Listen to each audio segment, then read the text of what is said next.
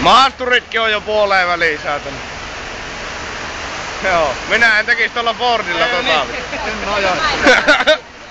No, silloin vakuutukset saatana. En kyllä ajas välttämättä tuolla Selikallakaan.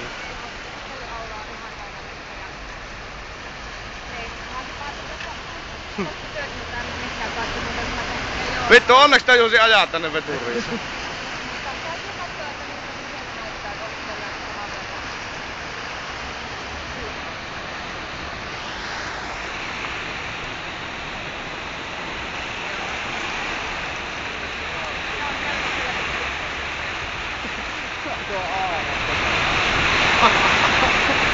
Kär. Lähdetään jossain mökillä.